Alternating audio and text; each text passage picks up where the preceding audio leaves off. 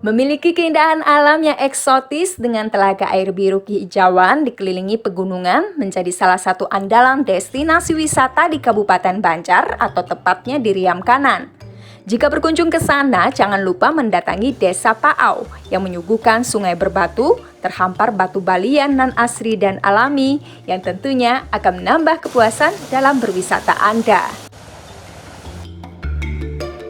Untuk menuju Batu Balian yang ada di air jernih Sungai Berbatu Desa Paau, kita terlebih dahulu mencari perahu wisata yang ada di dermaga Tiwingan Lama. Di sini kita bisa charter perahu wisata atau menumpangnya secara perorangan. Untuk charter perahu yang muat 20 hingga 30 orang wisatawan, biayanya 1 juta hingga 1.200.000 rupiah. Sedangkan untuk menumpang perorangan hanya dikenakan Rp15.000 saja. Namun, dalam seharinya hanya ada 1 kali keberangkatan. Dalam perjalanan menuju Desa Paau dari dermaga Tiwingan Lama akan memakan waktu kurang lebih 1 jam perjalanan. Sepanjang perjalanan kita bisa menikmati pemandangan indah, pesona alam mengarungi waduk Riam Kanan. Wah, telaga air biru kehijauan dengan dikelilingi pegunungan ini begitu memanjakan mata. Puas menikmati perjalanannya, kita akan sampai di Desa Paau, sebuah desa terpencil yang masuk kawasan Taman Hutan Raya Sultan Adam. Perlu tenaga ekstra loh, karena kita harus kembali berjalan kaki menyusuri jalan setapak sejauh 2 km, menaiki bukit untuk sampai ke sungai air jernih yang terdapat batu balian. Capek juga sih, tapi harus tetap semangat.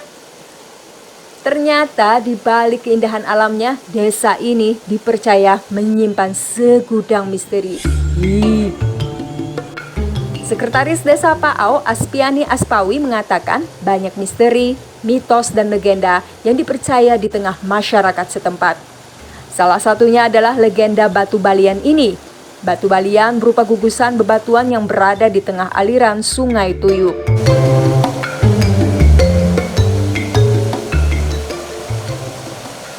Bongkahan-bongkahan batu ini juga dipercaya oleh warga adalah sebagai tokoh Balian. Ada pula versi lainnya, yakni Balian berubah jadi batu pada saat upacara adat berlangsung. Ada salah satu orang yang melanggar aturan dengan membawa kera putih yang dikeringkan dan memukulkan ekornya ke gendang. Hingga akhirnya seketika terjadi perubahan cuaca dengan petir menyambar di mana-mana, yang akhirnya tokoh Balian menjadi batu.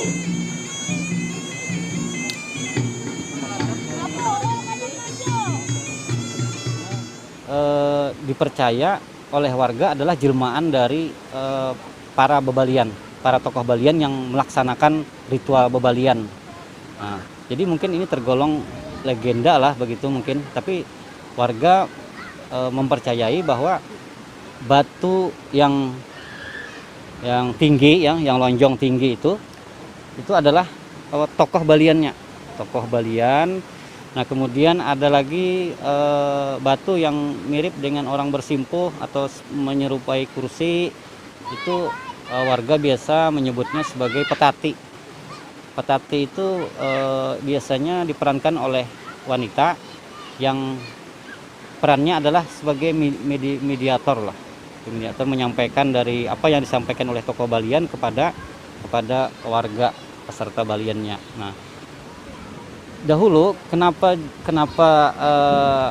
ini berubah jadi batu? Nah, konon menurut cerita orang-orang tua dulu bahwa pada saat upacara Balian, ketika alat musik sudah disiapkan, kemudian perlengkapannya sudah matang, tibalah saatnya untuk melaksanakan acara bebalian tadi.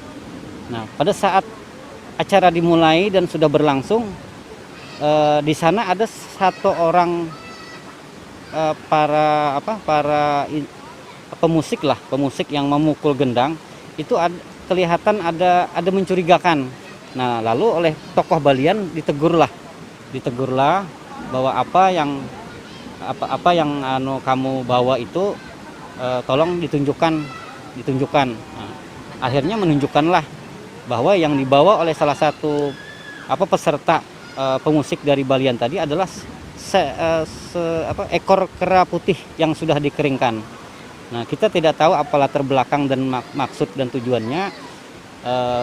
Setelah diperingati bahwa jangan sampai memukul gendang dengan ekor kera putih tadi, Pak tokoh Balian tadi langsung melanjutkan acara babalian. Nah, namun pada saat itu orang yang memegang yang membawa ekor kera putih tadi dengan sengaja memukulkan ekor putih tadi ke gendangnya. Mestinya dia menabuhnya dengan tangan. Sementara itu dia ada perilaku yang jarang, ya dia tabuhkan ekor kera putih tadi. Nah, pada saat itu juga kilat mulai menyambar, hujan petir, terus angin bertiup kencang, sehingga acara babalian itu menjadi porak-poranda dan berhamburan. Nah, sehingga para babaliannya ini yang lari kemana-mana, tapi ada yang memang tidak sempat kemana-mana dan akhirnya berubah menjadi batu. Batu Balian ini terletak di ujung desa, berada di tengah Sungai Tuyuk bagian hilir dari objek wisata Riam atau Mandin Penyaluhan. Batu Balian juga dikeramatkan dan dianggap tempat sakral bagi masyarakat setempat.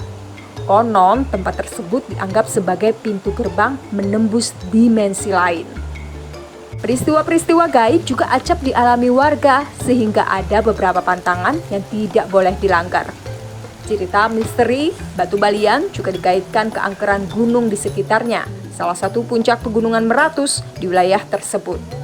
Namun terlepas dari itu semua, Desa Paau memiliki potensi wisata yang besar untuk dikembangkan baik panorama alam dan budayanya.